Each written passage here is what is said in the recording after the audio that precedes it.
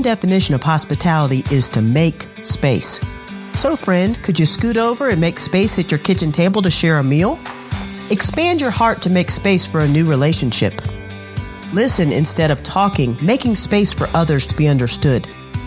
This season, we'll learn from the ultimate host, Jesus Christ, and how he extended the welcome of the gospel to make space for all kinds of people.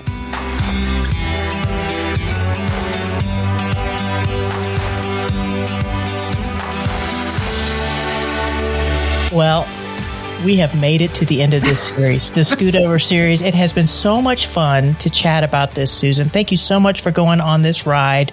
And I feel like the Lord has taught us so much. Yes. But I just started writing some of these things down, like expanding our definition of hospitality to make space, to welcome others as Christ has welcomed us, to bring our sack lunch when we think we got nothing to offer, that Jesus is the host, and he delights to quench our thirst and to feed our hunger in ways that are lasting.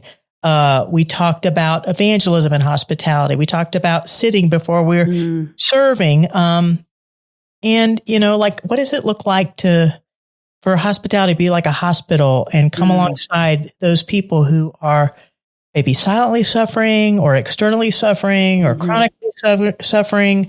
And how do we keep the main things in hospitality? I don't know. I mean, I'm just rattling these off. Yeah. Did anyone stand out to you that you were just like, I resonated with it more than others? Or I'm a really, that sack lunch to 5,000 ratio really is something that helps me, because I feel like I see my inadequacies or my calendar limitations or my wherewithal. And that has stuck with me. I think also, what is the purpose of the hospitality? It's that why thing. So even last week when we were talking about, teams, well, why is that team doing stuff for their glory? We're the best women's ministry team ever. We finally figured it out. And y'all, you losers, were spinning your wheels. Or that book. I want that book.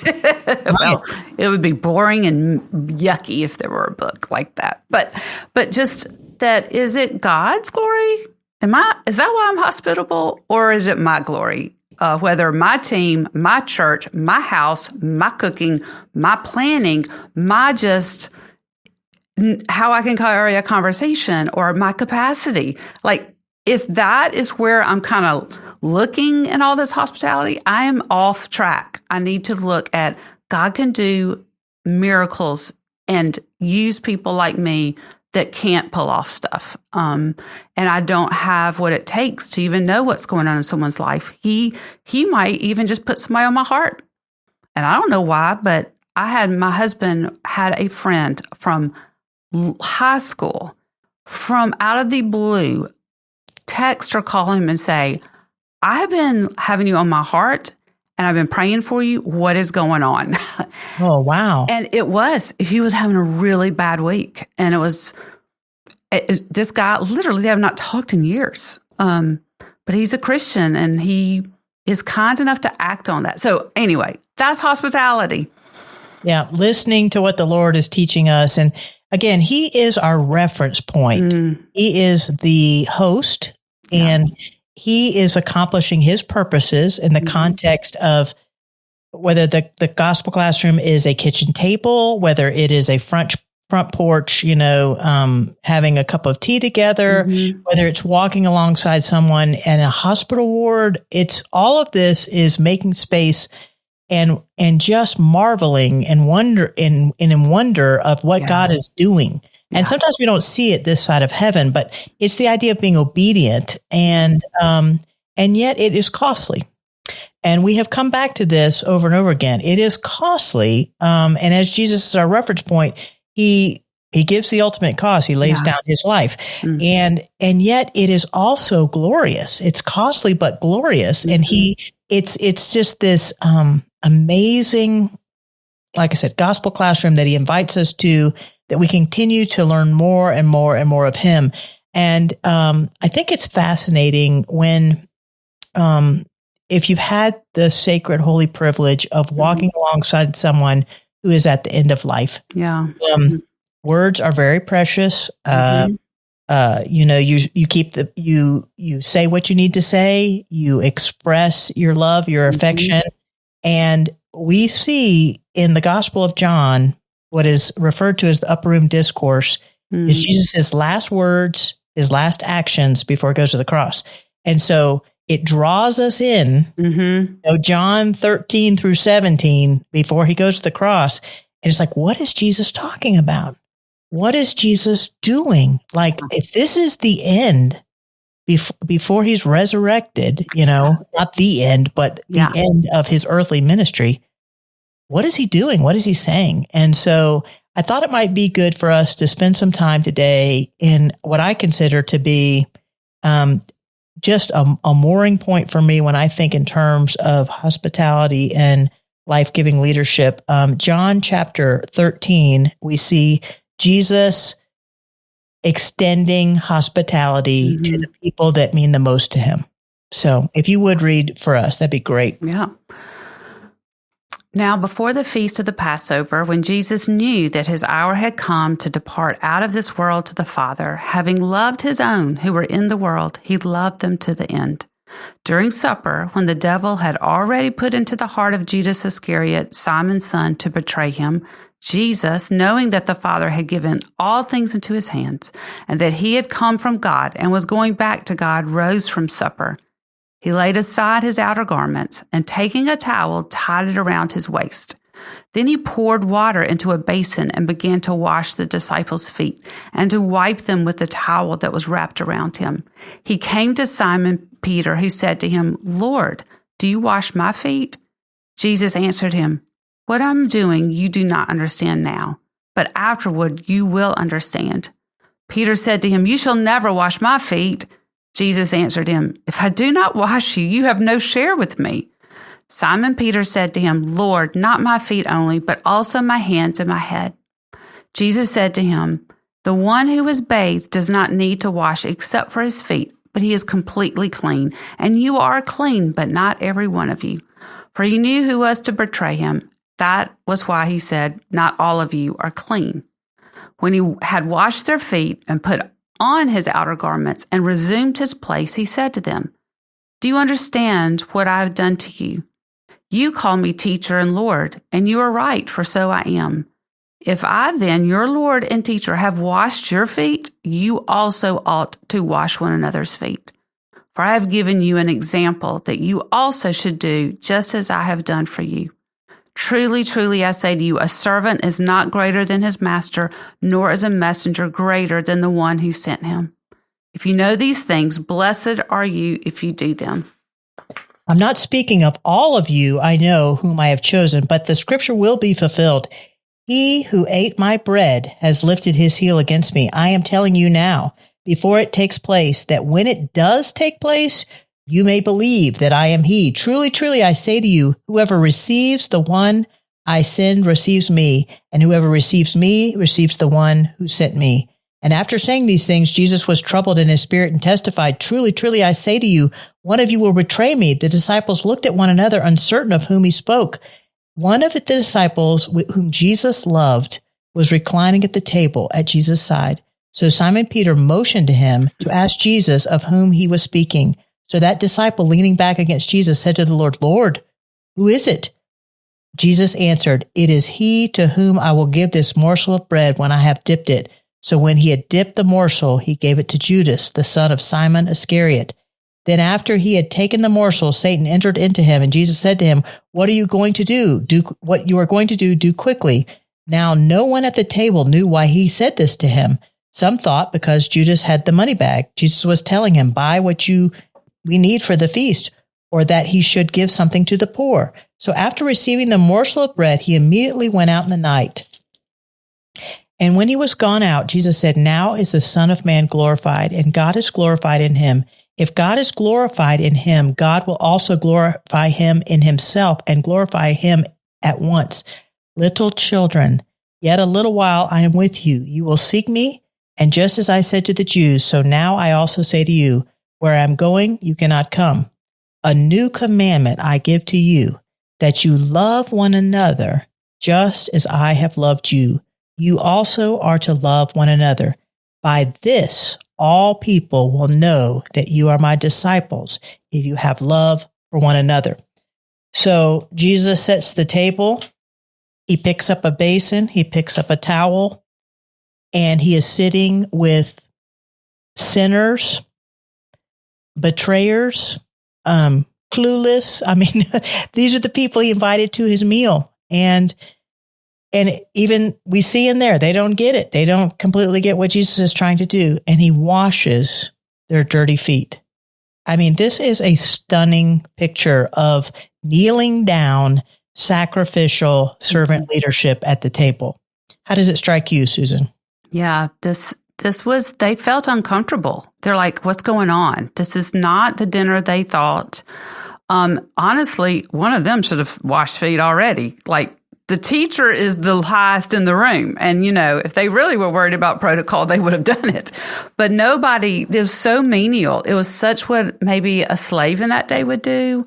It just didn't strike any of them to do it. And it really got weird when Jesus, it's a vulnerable thing to take off your outer coat and tie a thing around your waist and touch people's gross toes. Ugh. I mean, those were dirty feet.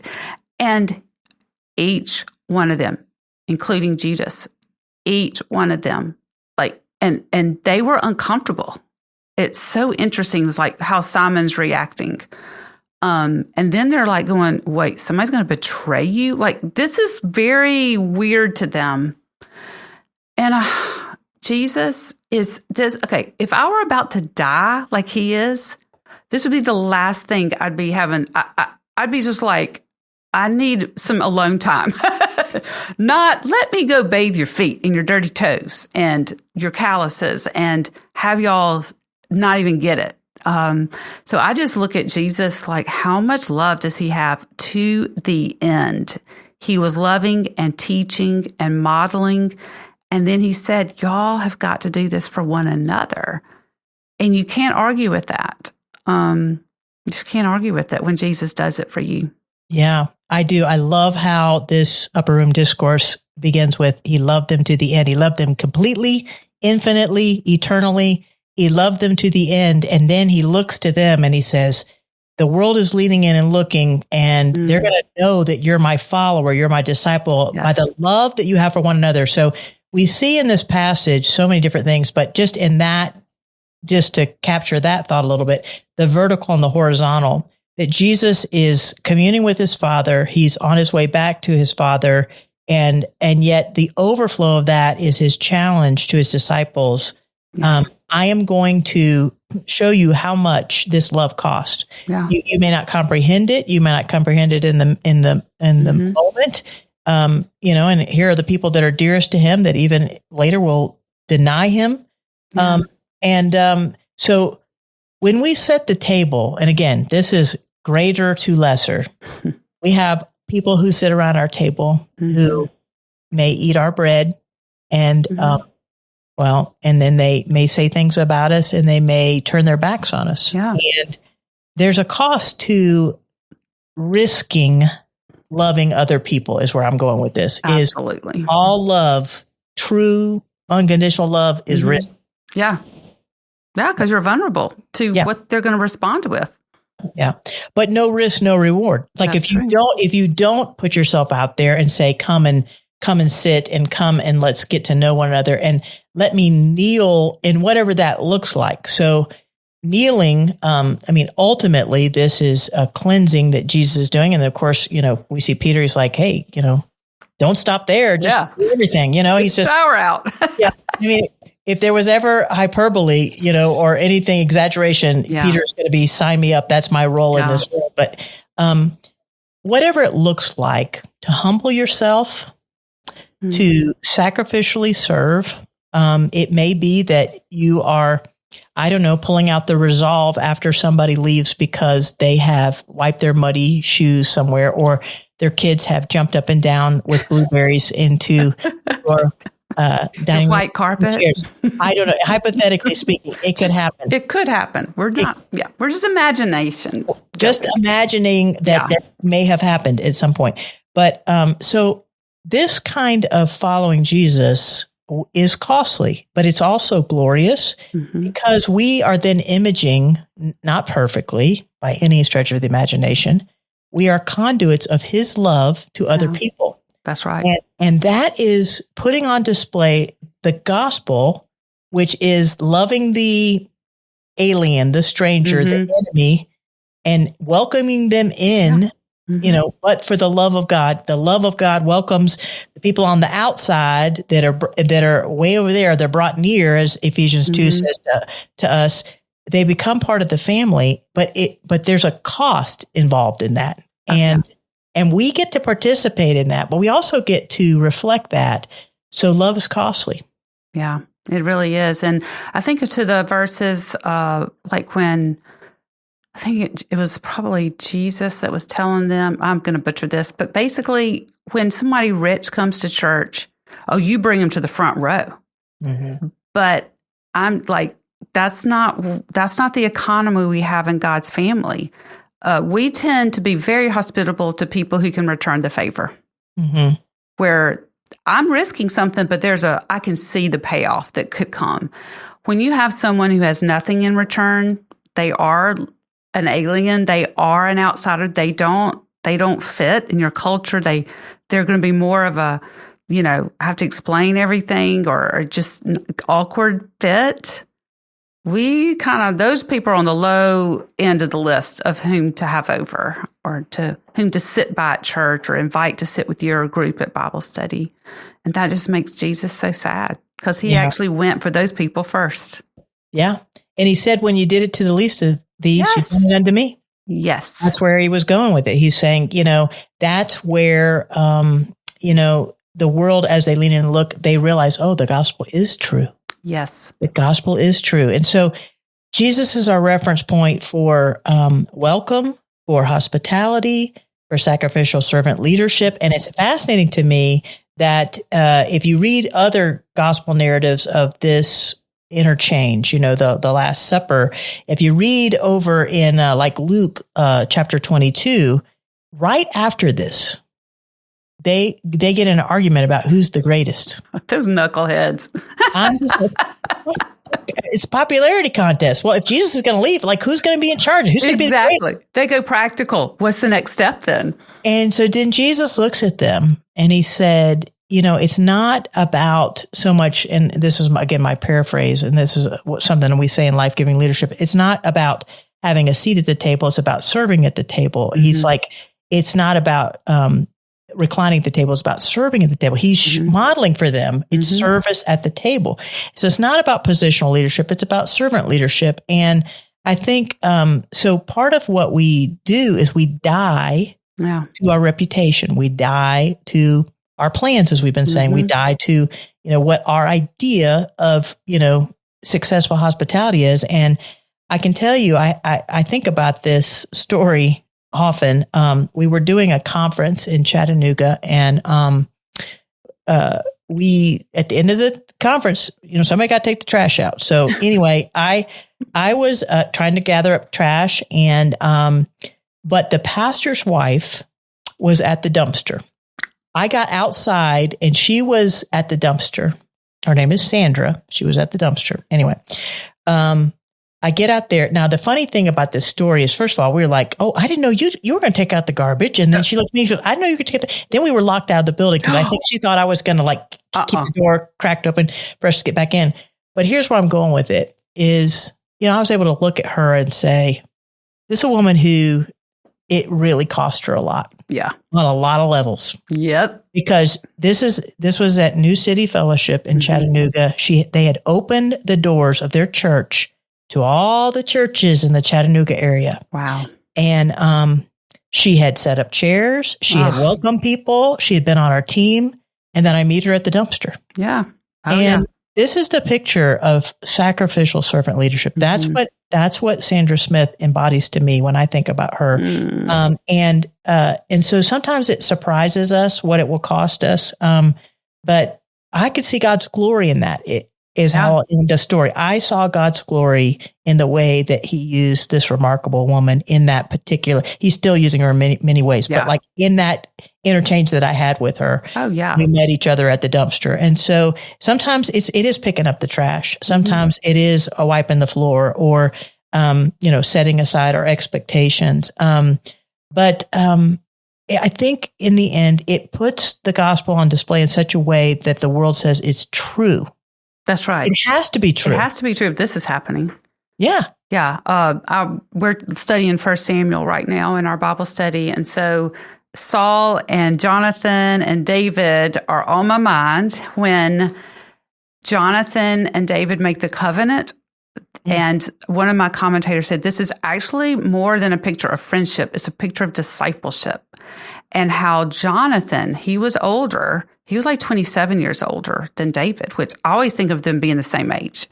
But there weren't. And he's the older, and he gives all his royal garb, he gives to David, which tells you he knows that he's not going to be king next. Not because he wasn't awesome, because he was. It's because his dad had sinned. And so the consequences for the dad became the consequences for him. It wasn't fair, but that's what it was. And he, instead of going the world's way of fighting it like his dad was, it wasn't even between Jonathan and David as much as between Jonathan and God that he accepted that.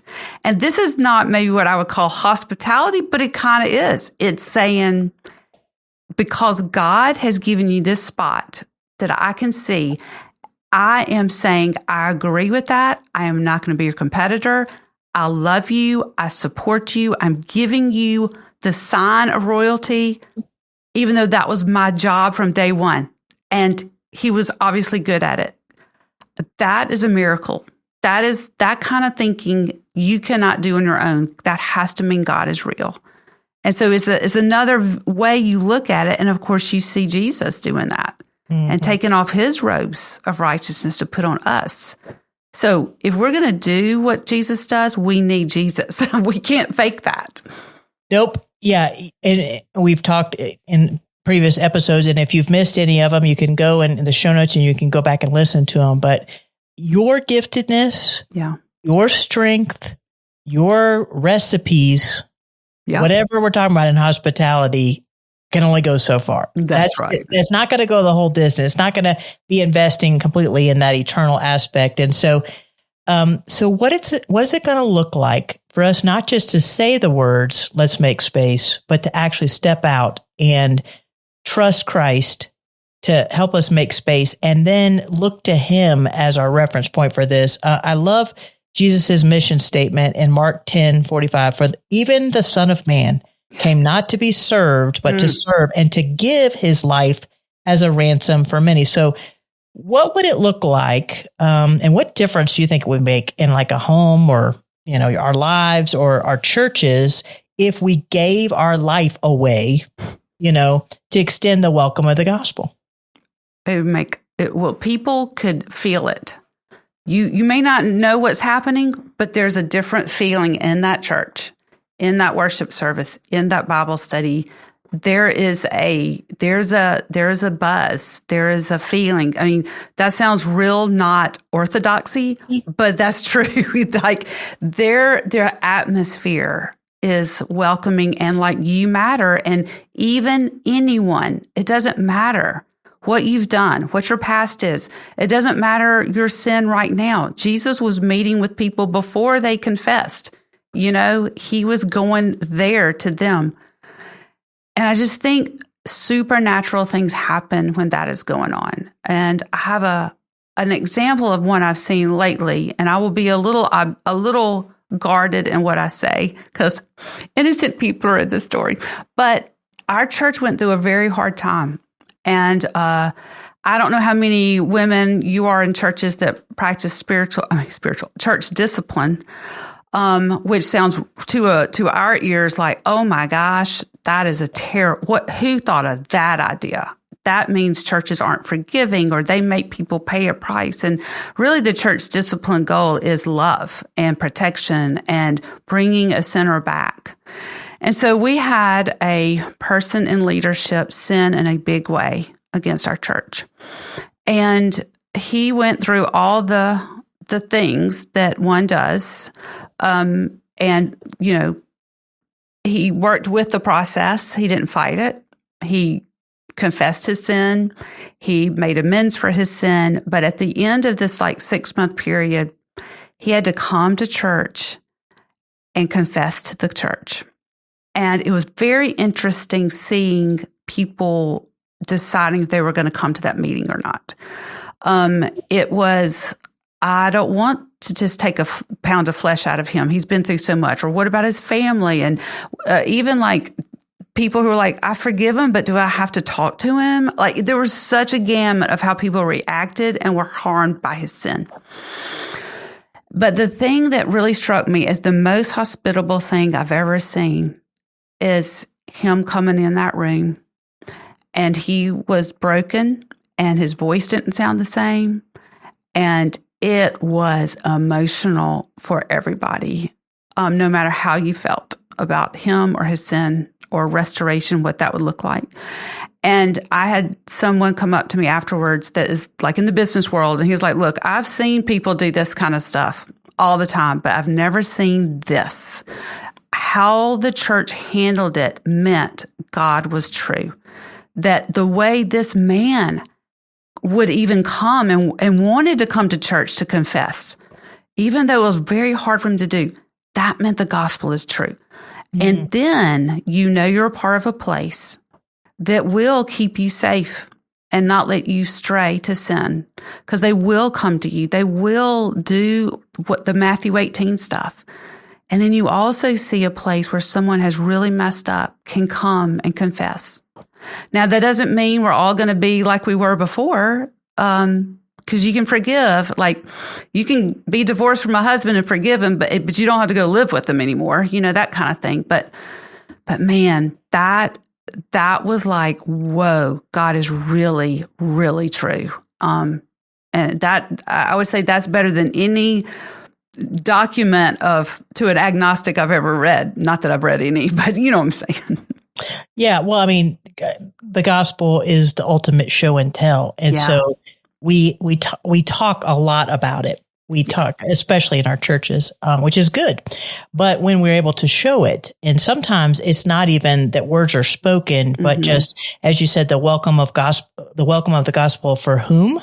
For all kinds of people. Yep. People like me. Yeah. People like you. People from who have sinned, who are sinning, and so it's leveling, the ground at the foot of the cross, so to speak. It's welcoming people into that. And I think, the thing that's convicted me over this series is, what am I clinging to, that is, crowding out, distracting me?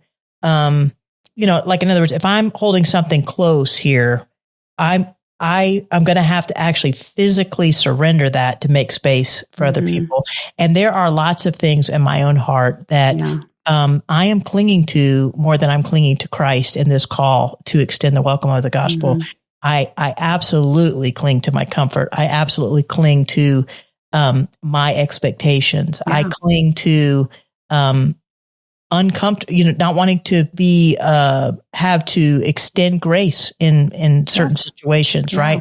I cling to those things because I want my hospitality to be tidy, safe, and secure, not messy, but glorious. That's really what the ultimate thing is. I have to surrender my notion of what this looks like. Yes. And I want to be, at the end of the hospitality, feel good about myself. That's also an idol. That's not necessarily glorifying God. That is still focused on me.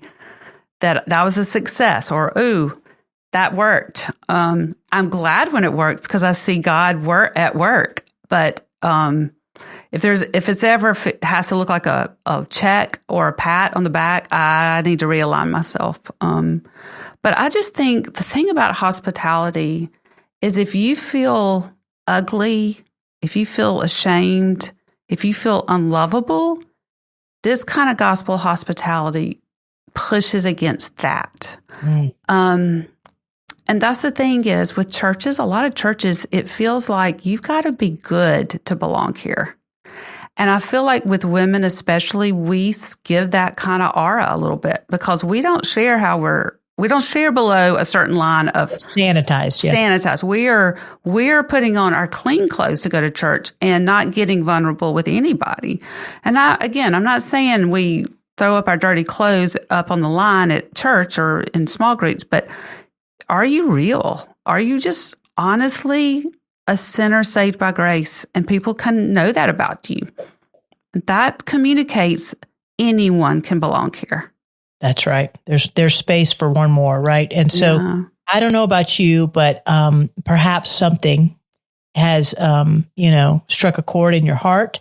Perhaps you've been challenged. Maybe you laughed a little bit along the way with us, but we are going to encourage you to take a step of faith to ask God, where are the places, the crowded places in my life that you want to make space so that I can welcome people as you've welcomed me? Where are the things that I am, clutching so tightly to that I do not want to relinquish? Where are the places where I want to stand proud instead of kneeling and picking up a basin and a towel? Yeah. Where are those places? And invite, the Holy Spirit to teach us in those classrooms of what it looks like to follow Jesus Christ. Yeah. Which is not just something that you see on a poster in a Christian bookstore, even if those exist anymore. But anyway, or on Amazon. But it is the call of the welcome of the gospel, sacrificial servant leadership. So it has been our joy to walk this journey with you. We love to hear your stories. Please share those on social media. Reach out to us so we can share them with other people about how God is making space in your life and your church and your neighborhoods, so that we can encourage one another to continue to extend hospitality without grumbling, as we talked about last week. But we are getting ready. We're on the truly Advent, the waiting here of moving into this hustle, hurry, scurry part of the holidays that is right upon us. And so we're going to invite you in the next little mini series that we'll do to prepare your heart for the holidays, to exchange the hustle and hurry and scurry of the holidays for gospel-centered kind of hospitality that we've been talking about. What will it look like for us to live that out, especially during this season of the year? It has been a joy to walk with you. Thank you, Susan, for taking this journey with us. Thank you, Karen. Yep. Well, scoot over and we'll see you soon. That's right. Bye. Okay. Bye. Thanks for listening to the Encourage podcast, where we have one aim: to bring the hope of the gospel to the hearts of women. We invite you to share this episode with a friend and keep the conversation going. And would you also consider giving to CDM to make this podcast available to women all over the world? The Encourage podcast is a production of CDM, the discipleship ministry of the PCA.